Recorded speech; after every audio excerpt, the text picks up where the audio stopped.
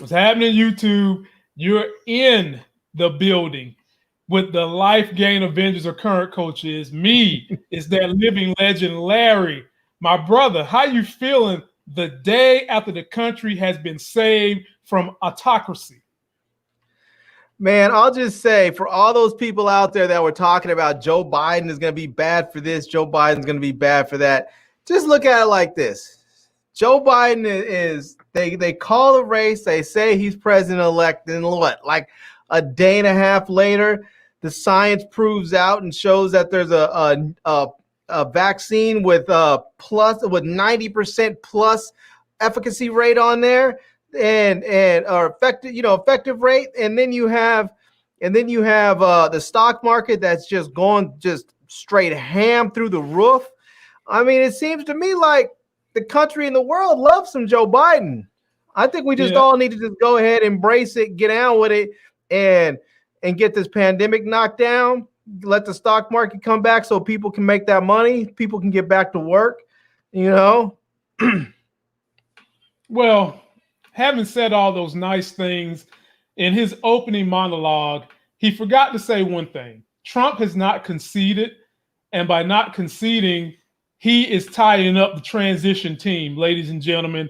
Another reason why no one should have voted for Trump if they really care about the country. But I think we've long established that people that are voting for Trump, they're not voting for the needs of the country. They're voting for their own personal needs, for cultism. By not conceding, he's got his transition person holding up funds that should be going to Joe Biden to build his transition team, to be getting cabinet members put in place. Just today, Trump fires a guy who was the head of the defense. And when I say this dude is a Republican, this dude is so red his underwear is red. He was a dean at Annapolis, or one of those military academies he went to. He served in the Gulf War. He's conservative. Every time he needed to be a conservative, he's been a conservative for everything. And Trump fires him today, leaving us naked to our people that want to destroy the country, which I've always told Larry, there's a hypothesis I have that in the lame duck session, Trump was going to do everything he could to make the start for Joe Biden worse, which could even be get us in some kind of crazy ass conflict or possibly a war. He's going to pardon everybody, including their mama, including child rape. He's going to pardon everybody. And I think we're seeing the inklings of basically a temper tantrum from a teenager. Yeah. And he's not done yet. There's talk that he's going to fire the director of the CIA and the head of the FBI. It really, what it sounds to me like, and it's a little scary, but it sounds like he's trying to get rid of everyone that could possibly stand in his way if he decides that he wants to try and declare martial law and put people on the streets and stay in power by force. It sounds to me like he's trying to get rid of all those people. And Larry, I think it's even bigger than that. I think some of these people he's firing is because he knows the minute he's out of office, they're coming for him with them handcuffs. And some of these people he knows is going to tell on him, because whether or not you guys want to admit it, there are some Republicans that do have some integrity. Some. I didn't say a lot. I said some. And the guy he just fired on a number of occasions had stood up to Trump. Even when Trump, I don't know if you remember, Larry, but do you remember when Trump wanted the troops marching outside the White House and all that bull jive? I do. But the guy he fired, I just can't go there with you on that, man. I get it that they didn't allow him to have his stupid South Korean or Moscow, parade. But the fact of the matter is, they stood by. They were complicit during the last 4 years. They allowed kids, babies, to stay in cages. There are kids that are still separated from their parents, and they have no idea where they are. They had little babies in cages. And the number keeps going up. I cannot set that aside and say these senators were just these senators were there and they were complicit, and they defended him incessantly, repeatedly, consistently. They defended this man and his heinous, vile, repugnant policies for 4 years. I mean, fuck the tax cuts and all that bullshit. We're talking about stuff like banning people on entering the country based on their religion, separating children from their parents. That is some fucking dark, evil bullshit, man. I'm not giving these Republicans a lick of slack on that. There is one Republican, that seemed like he had a half an ounce of integrity, and that's Mitt Romney. And he only had a half an ounce because he was still supporting Trump on a lot of that bullshit. Man, fuck them. Well, ladies and gentlemen, you guys know there's going to be a whole lot of politics going on in this episode. But before we get into it, Larry always gets the first number, so I'm going to let him pick the first number. Buzz, you get a number, and the numbers are 1 through 6. And my folk, Dwayne Phillips, gets a number 1 through 6, and we're going to shout you guys out. And before we do, we've got to play these videos because these gentlemen have super chatted, and they super chatted some good amounts of money. So this is a combined video super chat, and I'm gonna give you this one because this is what Joe Biden is saying to Donald Trump. I'm gonna try to do a little poetry for y'all. It's an original piece written by me, Fly Guy. And I want to dedicate this piece to all you players and all you ladies out there. The name of this piece is called My Bitch Better Have My Money. My bitch better have my money. Through rain, sleet, or snow. It was a Shakespeare. My hoe better have my money. I'm telling you, that boy's a genius. Tell it! Not half, not some, but all my cash. Because if she don't, I'm gonna put my foot dead in her ass. That's right, Donald Trump. Give that transition team their money. They're trying to put together a task force to get this corona under control. They're trying to get cabinet members back to doing what they're supposed to do. Better come up with that money. So, Larry, what number you taking? Buzz, be thinking about the number you want, 1 through 6. And my folk, let's see here. Dwayne Phillips, you get a number 2. Shouts out to our folk, Brandon, from Just My Opinion. But Larry, 1 through 6, what number you going with? Man, I'm gonna go with number 2. Because that's the place Donald Trump is in. Number 2, second place, which means you are not a winner. You are a loser. Well, it's funny Larry would go with number 2 because number 2 directly deals with Donald Trump. And it is the funniest he got his ass kicked memes that I have seen over the internet. You guys sit back and enjoy this 5 minutes of a victory lap at the expense of Donald J. Trump.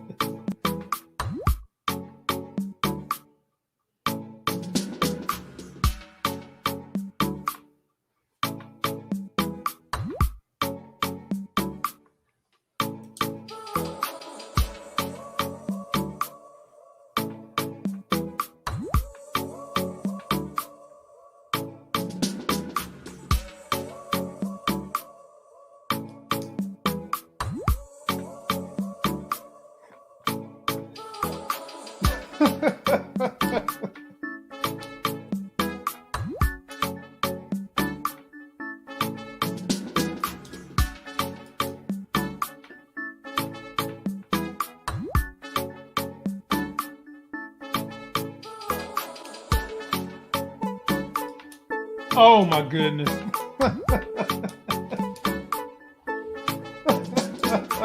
I do too.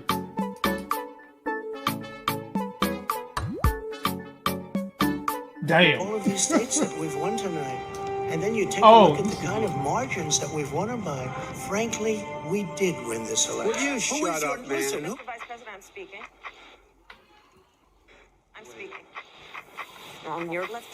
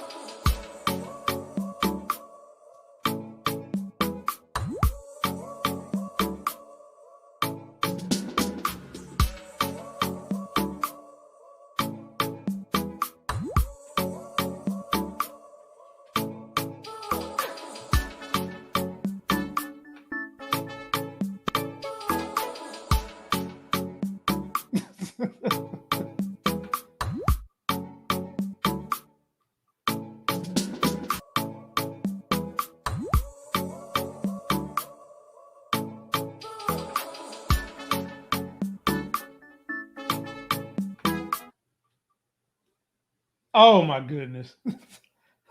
Oh my goodness. No, he didn't. No, you didn't. No, you didn't, LeBron Biden. Larry and Buzz. Y'all had to get a laugh off that. Which one of those was your favorite, Larry? Buzz, which one was your favorite? Everybody comment of all those memes. Which ones was your favorite? Larry, you first. I get a kick out of the one when I see where it says the All Lives Matter crowd's upset to see that all votes count.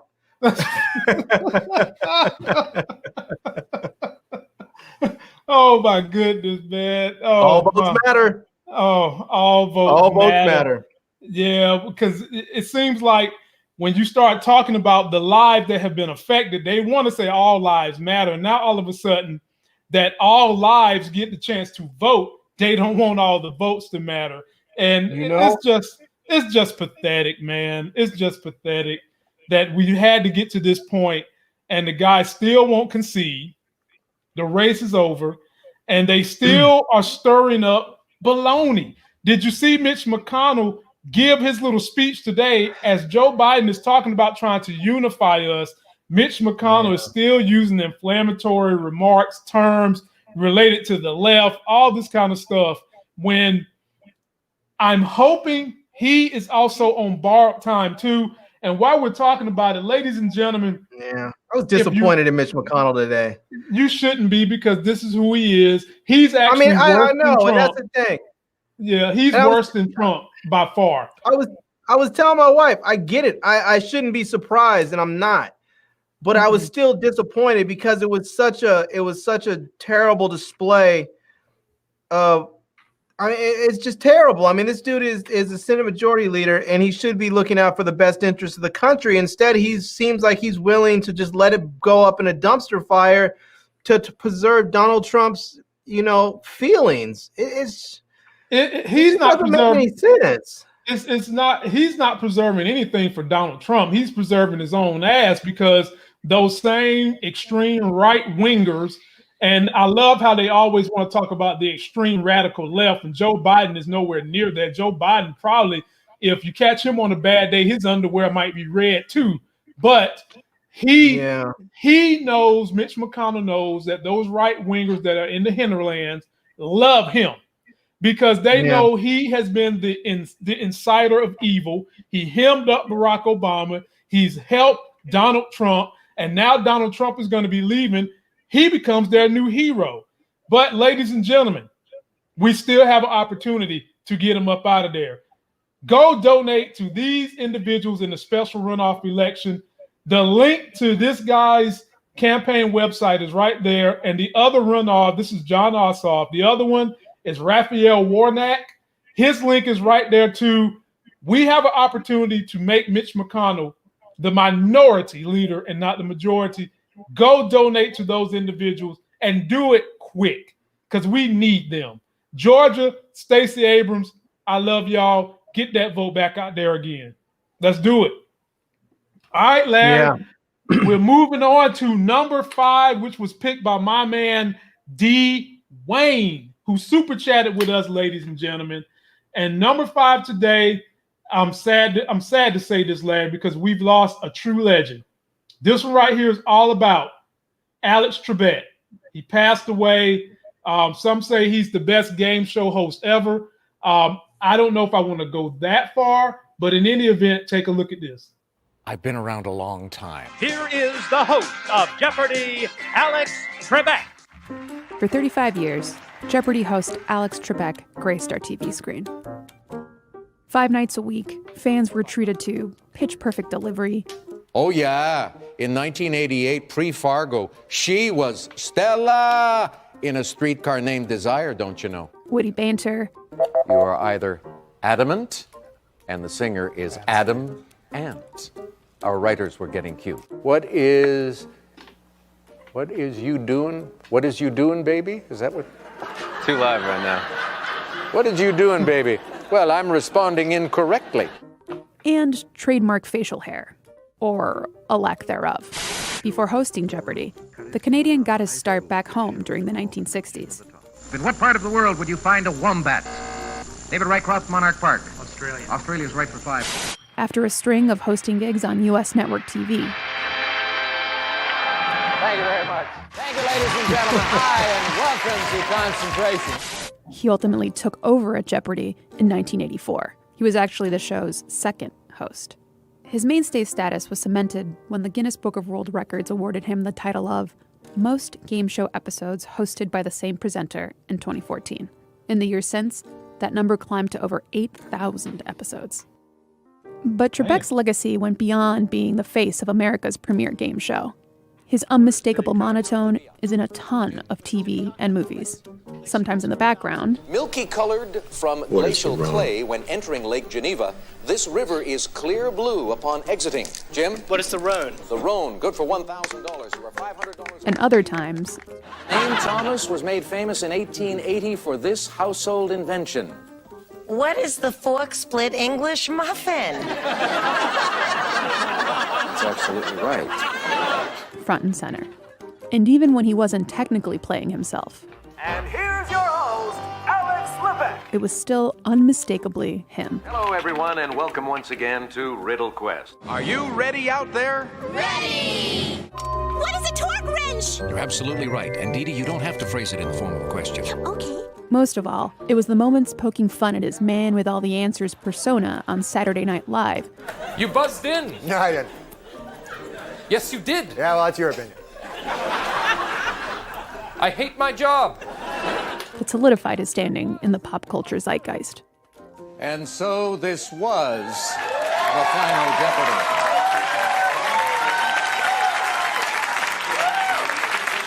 And what a ride it has been.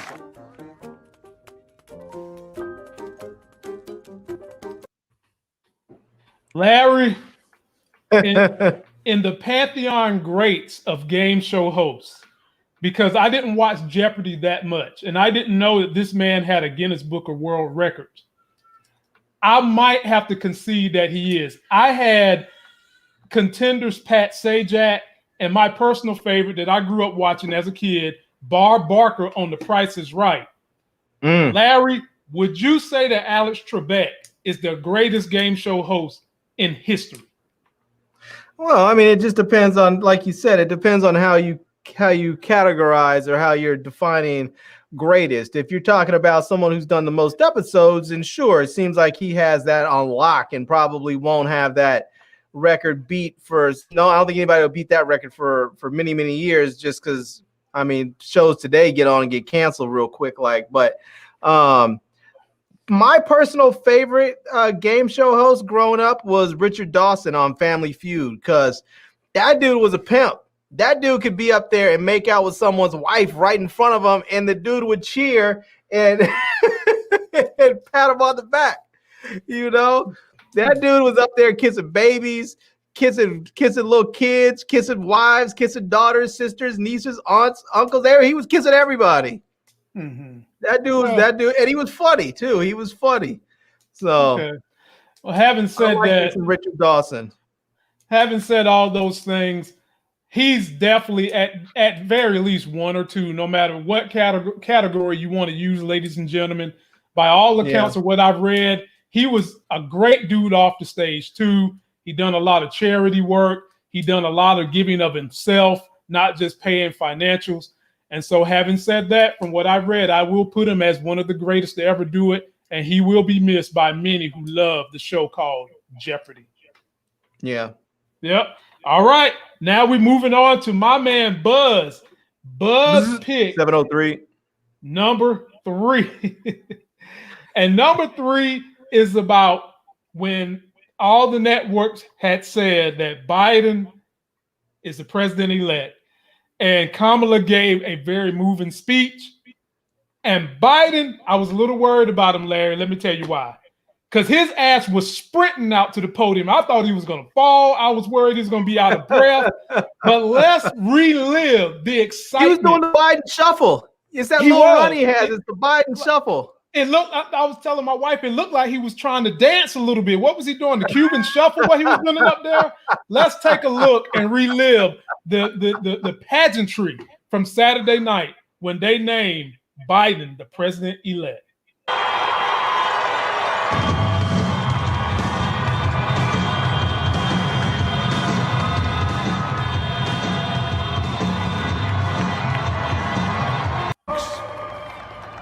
The people of this nation have spoken. They've delivered us a clear victory, a convincing victory, a victory for we the people. We've won with the most votes ever cast on a presidential ticket in the history of the nation. 74 million.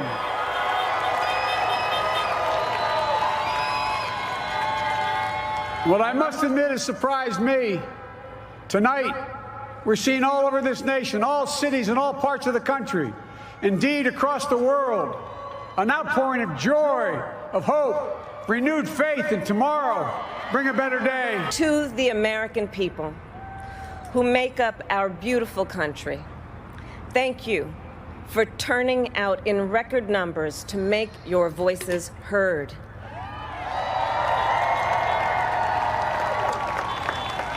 And I know times have been challenging, especially the last several months. The grief, sorrow, and pain, the worries and the struggles. But we have also witnessed your courage, your resilience, and the generosity of your spirit. Ladies and gentlemen, let me say this. Biden deserved to run out there because he has done something that is more impossible for a white man than any white man in history. Joe Biden is a part of history, not once, but twice. Yeah. He will go down in history as being the first white guy to be the vice president to the first black man ever in office. Then he will go down in history as being the same guy to then become president and have not only the first woman, but the first woman of minority descent, black, in the White House. So he deserved to come down there like he about to get a ring with the LA Lakers. He deserved for his run to look like the Cuban shuffle. He deserved to be able to come to the cookout and do the electric slide all kinds of wacky ways he wants to, whenever he wants to. Larry, how was you feeling? I saw you out on those streets celebrating what happened. How do you feel about Joe Biden and this Kamala Harris team up? And there she is standing next to all the white dudes before her that have been vice president.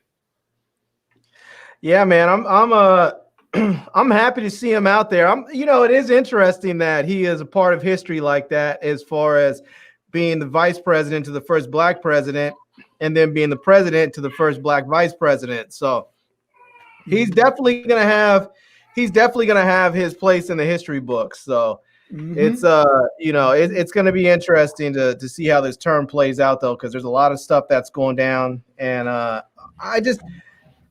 proud of him. I'm proud of the Democratic voters. I can't say that I'm proud of the nation as a whole, because in large part, this election was a referendum on racism and bigotry and sexism and xenophobia. And what we said as America is half of the country is okay with it.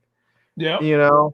And so I will say that I'm proud of the Democrats for getting the vote out. I'm proud of people showing up and going to the polls and mailing in their ballots and going in early. I'm proud of all that. I'm proud of all the efforts that people made, big and small, just from people like you and I telling people to vote to people out there canvassing in the streets, people making the endless phone calls that would get on your nerves, to people sending the endless text messages and voicemails and everything else that got on your nerves. But all of that constantly reminding you how important it is for you to get out and cast your vote. So I'm proud of the Democrats for doing that. It's on the other hand, though, it's still very sad that you have a complete racist, bigot, sexist, everything else on the other side, and so many Americans support that. And I hear Joe Biden talking about unity and we need to get together. And I guess I'm at a place where I'm just sort of like, if they're going to have to come to us, it can't be anymore this, we go to them and try to appease them and make them happy. Nah, if you want to get down, you went out there, showed your ass, you rolled in the mud, you got dirty. You want to come back in the house, then take a shower, get clean, and then you can come in. But you don't get to come in here with all that Trump stink on you. You want to come in the house, you're welcome to come in the house. But you have to get clean first. And we're so tired of hearing that it was a referendum on the left because people are so afraid of far lefty socialism. Larry, we talked about this Friday. How the hell is people afraid of that when the people who voted against Trump are afraid of racism, run amok? They are afraid of bigotry, run amok. They are afraid of lies that have been ran amok. And they are afraid of people who are extremists. And there is nobody in the left's camp who is as far left as Donald Trump is to the right. Even to this moment, ladies and gentlemen, you still got people hamming it up for this guy when he knows that funding is supposed to be put in place for the transition team. He won't concede and let this guy do the transition money so that Biden can put things in place. His ass is out there golfing when Biden becomes the president-elect. Do you think he's called Biden to say, congratulations, come meet me so I can give you the plan? No, because he ain't got a plan. He's still firing people who have been stalwarts in the Republican Party right now, this day, ladies and gentlemen. And y'all voted for that. And someone said a startling thing to me, but I've been told, Crystal, my wife, the thing that scares me the most is that when me, her, you, Larry, well, Larry, not you per se, but us, when we leave this house, we could be walking and working next to people who like Trump based on the way the numbers went. 60% of white people voted for Donald Trump. Yeah. Now, you know who saved it? You know who saved the Democratic Party for Joe Biden, Larry? The same women who have been the backbone of this nation since they first brought them off the damn boat, black women. Yeah. The same people, ladies and gentlemen. That's who saved this election because the black men went up for Trump. Because I guess, maybe black is embarrassing and shameful. It's like they're voting for their own re-enslavement. I mean, because that's what those groups out there that are supporting Trump and he's out there calling to them. That's what they want. They want a second civil war so they can put things back the way they were. And if people don't understand the way things were meant that black people were enslaved. Women were essentially enslaved because women back then were the property of their husbands, even though they couldn't technically be sold. A wife couldn't technically be sold. A daughter could, and if you weren't a land owning male, you didn't vote. Nope. If you didn't, I mean, these people out there that are supporting this stuff, they seem to not really understand the history for which they are trying to get back to, because for most of those people, they would not have the rights that they have today if we went back then. They just wouldn't, because they're not wealthy landowning males. They're just, a bunch of them are women. They wouldn't be able to vote. They wouldn't be. And for all those people who are thinking like, oh, you're just being crazy. I just want you to think back to just not that far back in time, and how ridiculous it was and how much progress the left has dragged this country forward. Because there are simple things that, like when women couldn't vote. Or here's something that was really scary for women. How about that a woman could not be raped in a marriage? Yes. How about that one? And North Carolina, you could beat and rape your wife every night, and she could take you to court, and nothing would happen because by the law said you can't rape. A man can't rape his wife. It's impossible. According to the law, it can't happen. Doesn't exist. So I don't know what you're talking about. That's what we had in this country with these crazy ass right-wing white dudes. So if you want to go back to that, I mean, I don't know what kind of country you expect that you want to live in. That's just insanity. Well, I complained about that with women, especially white women, in the last election. I complained about that. So you want this what they call toxic masculinity. You want a man whistling at you, grabbing up your skirt and all that shit that Donald Trump stands for. What did he say? Grab him by the pussy. I said that's what you want. And more people came out and voted for this. But if me and Larry start doing these things, they'll treat us like we Michael Vick and never let it go. They'll treat us like we've been dogfighting and we'll be the villains forever, even though Trump has done all these myriad of things that are horrible. And ladies and gentlemen, we've got to ice this cake. I'm going to say this again. I'm going to put this up here for you guys to write this stuff down. You have got to give Biden the ammunition he needs in the Senate. We have got to win these 2 seats in Georgia. This is Raphael Warnock and this is John Ossoff. Go donate to their campaigns. Help out Stacey Abrams, who deserves a cabinet seat, ladies and gentlemen. She deserves a cabinet seat. And Mitch McConnell has already said, which is why you have got to help out GA and get these votes in. Mitch McConnell has already said he's going to block any cabinet seats of extreme lefties, such as Stacey Abrams, such as Keisha Lance Bottoms, such as Pete Buttigieg. Larry, last I checked, and Susan Rice too, anybody I name is extreme left? Anybody? Did I just name? No, they are a minority. If you're talking about being a woman and they're black or they're gay, then yeah, they're extreme to Mitch McConnell because they're a woman or a minority or gay, and so yeah, that's extreme to him. I mean, basically, what Mitch McConnell is saying is he's not going to want anybody in there that's not a white male. If you're not a straight white male, he doesn't want you in there. And so, this race in Georgia is going to be vitally important. And I hope to God that they get both of those seats. It will change the entire conversation in this country. It will change how things work and operate in this country. So we'll see how it goes. We'll see how it goes. Yeah, ladies and gentlemen, donate $5 if you can. Let's get these people off the ground. So the next one we might talk about Mitch dying. Mitch dying's not going to do any good. It's not about the end. He is an unpatriotic, evil dude in a lot of ways. But him dying is not going to solve the problem because all that's going to happen if he dies is that the governor of Kentucky is going to appoint another senator who's also going to be a Republican. So and because they would still end up holding the majority, the next person in line is just going to go ahead and take it. So, I mean, the way to solve the problem is to get more senators from the left, more Democratic senators. That's what we need. Yes, meaning go support that race in Georgia. $5 helps, ladies and gentlemen, support that race. Now, moving on to number 6, which my man, DeAndre Lucas, picked number 6.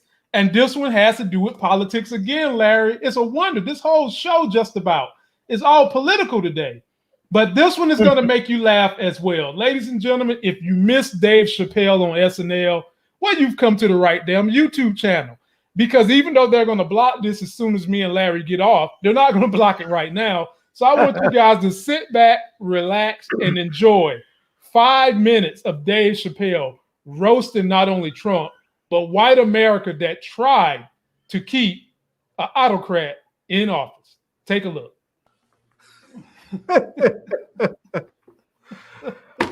Oh, man. Larry. They say the best jokes have truth in them. And the two best comedians from the black community that are able to articulate politics into their skits, I would definitely have to say is Dave Chappelle and Cat Williams. Do you think that a lot of what Dave Chappelle said on SNL was true? Because I do. I mean, damn, it was almost all factually accurate. Yeah, I mean, Dave Chappelle has such an extreme gift for it. He's so funny at stand-up, and because he's one of those comedians that he's gotten so big, and unlike some other comedians where they get big and they start making movies and they never come back to stand-up, he's always done it. He continues to do it, and it shows because he just keeps getting better and better and better. And he's so smart, and he weaves in all the current events that are happening of today. And yeah, I mean, it's just it is. It's like he said, he can't tell the truth unless it has a punchline. But at the same time, he's telling the truth, and these people are up there laughing, and they probably don't realize it, if they ever do, until much later when they go home and try and tell that joke again, and they're like, oh shit, wait a minute. You know? He just planted some knowledge in my head, and I wasn't even aware, you know? So I mean, I like Dave Chappelle's stand-up. I mean, I enjoy it. I haven't seen the whole SNL episode yet. I'm gonna go and watch it probably tonight and check it out. So yeah, definitely check that out, man. It's funny, a lot of truth in it. Dave Chappelle is the man, and he just broke it down, man. He really broke it down. And so moving on to number 4 was my guy, Raider Guy. He picked number 4. And number 4 deals with stocks, ladies and gentlemen. As my man Larry said at the very beginning of this thing, it's a lot of opportunities in the stock market right now, a whole lot of opportunities. And we've heard of a few opportunities today, but we're going to talk about a growth stock that you guys should probably put in your portfolio. And then we're going to follow up with some coronavirus stocks that you should be taking a look at. Let's talk about some growth stocks. This growth stock, you gotta check it out. It's Farfetch. Ticker name is FTCH. There's a lot of growth stocks out there. This is e-commerce, and I feel like there is a ton of potential for the overall company to go up. If you guys don't know what Farfetch is, though I'm pretty sure a lot of you guys do know, it's pretty much a luxury goods seller. I mean, if you go on Farfetch.com right now, you're probably not going to be finding anything cheap. They usually sell very expensive designer stuff. I mean, if you guys have $1,000 to blow on some luxury clothing, you might as well blow it on Farfetch. They have a huge variety of different stuff. I mean, look at this Gucci shirt. It's $550. That's pretty absurd. That's literally my monthly rent in my apartment. And you also have like this Givenchy shirt, which, not gonna lie, looks kind of cool, which is nearly $1,000. But of course, Farfetch, once again, they sell luxury items, leather goods, shirts, sweaters, and they're really popular among the younger generation, especially if you're a hype beast. You're probably always on Farfetch trying to find the next cool thing. And Farfetch stock in the past week, it's been doing extremely well. In the past month, it's up 30%, whereas the rest of the NASDAQ is going down. The past 5 years, it's like a Taco Bell shape. It IPO'd 2 years ago at $27. It dropped to a low point of $7, $8, which is a Travis Scott burger meal price. And then it went all the way up to $34 a share, which is pretty impressive. And this was all in a span of less than 2 years. And so far, Farfetch, I gotta admit, pretty big successes. It almost feels like the overall pandemic changed things a lot. Remember, during the pandemic, a lot of people weren't really shopping outside. If you want to hit up the Louis Vuitton or Gucci store, you're gonna have to wait until a lockdown is lifted. And guess where people bought their stuff? You probably don't want to buy your luxury goods from eBay or Amazon. You want to buy it from somewhere that you know that's going to be authentic, which is Farfetch. This is why their sales recently have been going up. Even though the economy isn't really doing so well, luxury goods sales are still going up. The thing is, there's a lot of e-commerce sites out there that sell everyday products. You got Walmart, Amazon, Best Buy. They all sell the same things, kind of. Electronics, everyday products. But how many of these guys officially sell designer clothing? Not much. Just Farfetch, kind of. And this, even though this industry is somewhat niche, but if Farfetch could somewhat dominate the whole entire market, they could get all the cash. Remember, luxury spending is on the rise. Just feels like kids these days, when they get a couple A's on their report card, they ask for like a Burberry shoe or like a pair of Yeezys. And China, nonetheless, huge consumer of luxury products. Jokes aside, they have money and they love luxury goods. And this is why Tencent, JD.com, Alibaba investing so heavily in the overall company. Now, I feel like Farfetch, if they increase their revenue, if every single quarter they report good earnings, and if they report increased revenue in China, their stock is going to absolutely surge. Remember, there's no other company like Farfetch. It's pretty unique, like how Etsy is super unique. It's kind of like homemade goods and everyday sellers. It's kind of like how Amazon is pretty unique because they literally do, everything like logistics, streaming, website, e-commerce. So Farfetch is the perfect growth stock, especially. Yeah, ladies and gentlemen, I've been following and I own several of these websites that sell commerce. I own Shopify. I own Amazon. I own BigCommerce. I don't own Alibaba. But let me tell you what the trend is with these stocks. 100% gains. I mean, just running the scoreboard up. All of them. All of them. And this one is a great value because it hasn't taken that run up that the rest of them have taken. And I will highly encourage you guys to get some. And if you're interested in Corona stocks, today, Pfizer announced that in the third round of their trial, they received a 90% effective rate in their vaccine. How big is that, ladies and gentlemen? The flu shot is only 50%. That's how big this is.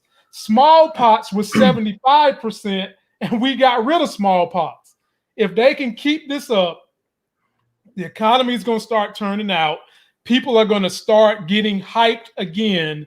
But ladies and gentlemen, now is the time to invest in your COVID stocks that are helping with the vaccines, such as Pfizer, such as Johnson & Johnson, such as a Merck, such as a Regeneron. Invest in those now. Don't worry about it. It's going to have ups and downs. Sit it away and just wait until they start passing out that vaccine. And you can also invest in the glass companies that make the valves for these, because we need all that. We're in low demand on all that stuff. Then you can invest in the transportation companies that's going to have to deliver the vaccine at a pretty cold temperature. They're not going to be able to just deliver this thing in room temperature, ladies and gentlemen. There are some cryo delivery services out there you can invest in. Larry, which one of these do you have so that you can make sure that next year you come off like a fat cat? Man, I need to move some stuff around because I have like I think my only pharmaceutical joint right now is Moderna, and I'm not feeling them right now. Just sit on it. So, just sit on it. Just sit on it. So you well, can I was actually thinking of getting rid of Moderna and moving over to Pfizer or Johnson & Johnson. Okay. And sitting on them. Okay. So, yeah, that's a smart play. Moderna has frustrated me in the past too. Now, ladies and gentlemen, I'm going to warn you guys about these pharmaceutical stocks, except for Johnson & Johnson. That's my favorite one of all of them because they pay a dividend. They'll be high on the news of something in a trial, and then after that, they just kind of wither really low. That's how they do, except for Johnson & Johnson. Johnson & Johnson goes up, keeps going up, and they pay a dividend, which is why most of my investment in all these is in Johnson & Johnson, not just for the one-time boom of the COVID vaccine, but I also want to be getting some return on my money on a continuous monthly basis, and I like my stock to continue to grow. So Johnson & Johnson is my leader. That's the one that I have in my portfolio. You know, the thing that's interesting to me with some of these pharmaceutical companies, even though I know that people are thinking, well, eventually the whole COVID thing will pass and people will be vaccinated in maybe a couple of years and then these stocks will start to trail off. But I think the thing that's interesting is that this research that they're doing is really expanding out the possibilities of what pharmaceuticals can do for other viruses. And you have some viruses that we just have not conquered yet. I mean, HIV is still out there. I know people don't always think about it because, you know, you can get HIV now and take a regimen of drugs and it's you know, the viral load is so low, it doesn't show up in your system. You can basically live like Magic Johnson if you have enough money and health insurance. You can basically live for, you know, like a regular life forever, you know. But there's other things out there that cause, you know, there are viruses that cause problems. You have stuff like herpes and what's the other stuff that they've been vaccinating kids for? HPV. HPV, and you know, and you have hepatitis and all these other sorts of viral diseases that this sort of research that they've been working on, you know, this sort of research can help out. And some of the research some of the things that they've used to get to this COVID vaccine is stuff that they were actually using with when they were looking for when they've been looking for a vaccine and looking for a cure for HIV, and when they've been looking for a cure and for a vaccine for Ebola. And so there's all kinds of other viruses out there that may be, that may be affected by this. Like I'm not going to say that the COVID vaccine is going to work on Ebola, but some of these practices and some of the things that they're doing may actually help find a cure for Ebola or help find a vaccine for Ebola. So, And by the way, ladies and gentlemen, see how this all plays out. Also by far-fetched, e-commerce, the rich people still have money. It's been a K-shaped recovery for the rich people, and they have been buying stuff up left and right. Get you some of that far-fetched stock. And now it's not just rich people either. It's not even just rich people either. I was reading an article today, Lamont, saying that Americans are sitting on $2+ trillion of savings that from just from this whole COVID thing, because people haven't been able to go out. They're not going out and like, you think about all these young kids that I'm in the DC area, so I think about all these young kids that live in DC that work up on the hill that are making $120,000 a year, and they go out and blow $120, $200 a night having drinks with their friends like it's nothing. They don't think about it because they're making a lot of money. Well, they can't do that anymore. They're not buying clothes. They're not out there buying drinks. They're not buying They're not going out to restaurants. They're going on freaking video dates instead of taking people out on regular dates. So there's a lot of money being saved, and eventually people are going to come off of it. They're going to spend. Get you some far-fetched, ladies and gentlemen.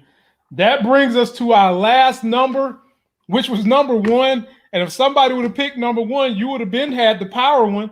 Ladies and gentlemen, a picture surfaced this weekend that showed Tommy with somebody on book 2. And we're going to discuss whether it's smoke and mirrors or something about to go down. Uh-oh. Let's Did take he a spam Professor Megrams? man.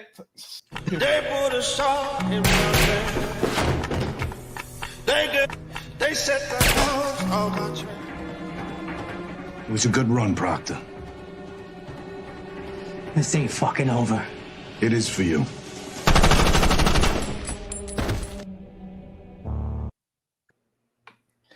Ladies and gentlemen, this picture was released on social media this weekend, and the question is, what are they trying to say?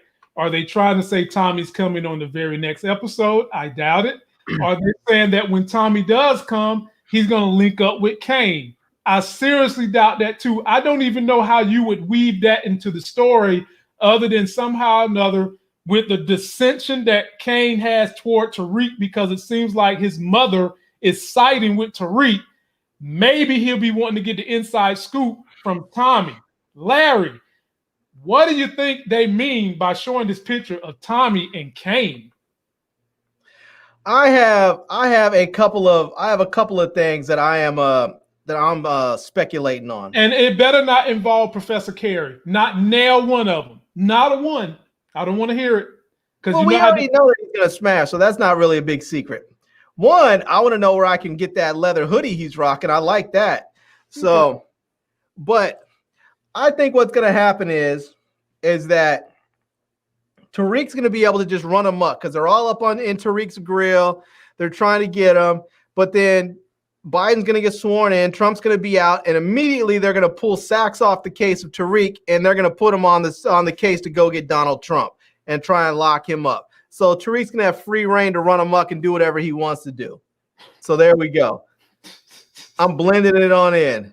Ladies and gentlemen, when you want a real analysis on power, why do I keep asking Larry? Because if you ain't talking about Ramona put it on you, he has nothing to offer in the conversation no more. The only thing he offers is lock and keys to just dig the key in my head over Professor Meagle. That's all he has to offer. Well, we already know what happened to Ramona. Ramona's living in California right now in Tommy's beach house. I think she's like 5 months pregnant right now. She's just waiting it out till she has her baby because they got together at the funeral and they commiserated, and then that's how that happened. So I'm okay with that. I'm all right with that. It looks like they're gonna bring him on in though. Yeah, Tommy's definitely gonna show up this season. It's just a matter of what episode. I still contend episode 9. Some people are saying he's gonna come on episode 6. I don't see that. But with Sax, with them continuing so much of what happened on the first Power, I don't see how they can't bring Tommy at least in for questioning. They're going to have to bring him in. If not, what would be the other reason that they would have for Tommy to even come back to New York other than maybe his mother? Yeah, I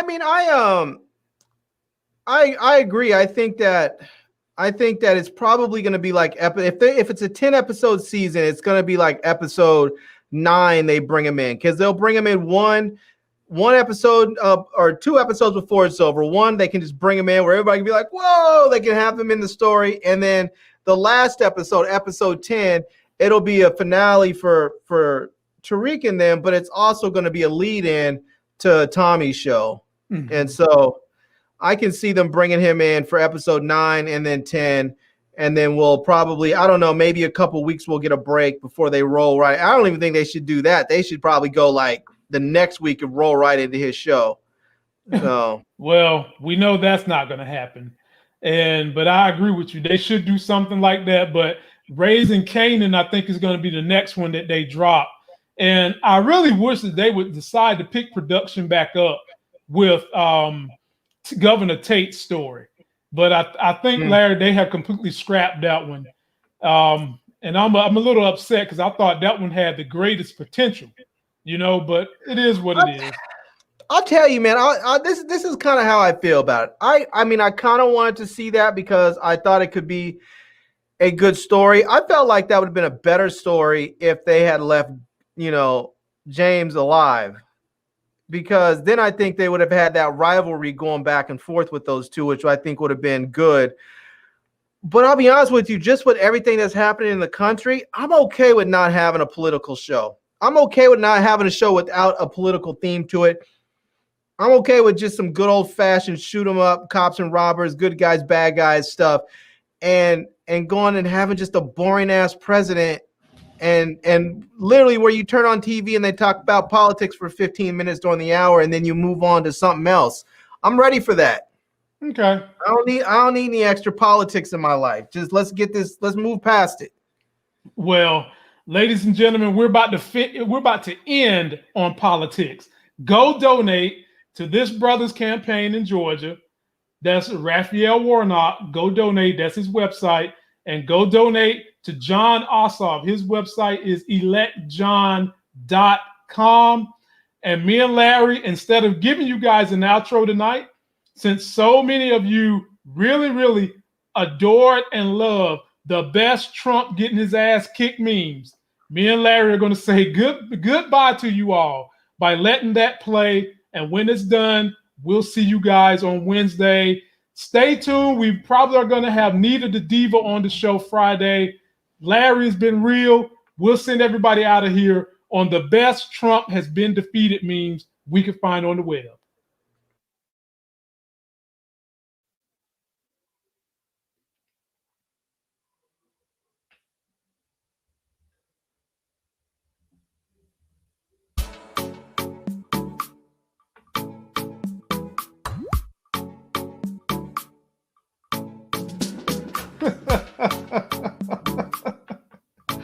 Oh my goodness.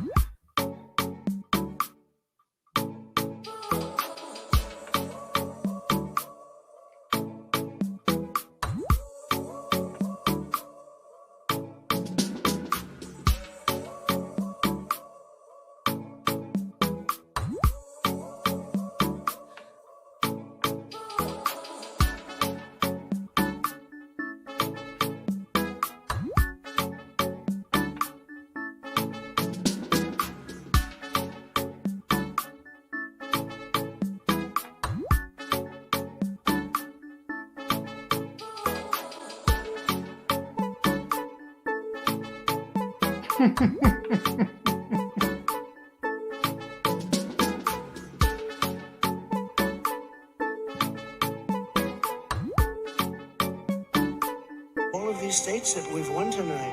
and then you take a look at the kind of margins that we've won by, frankly, we did win this election. Will you shut up, man? Vice President speaking.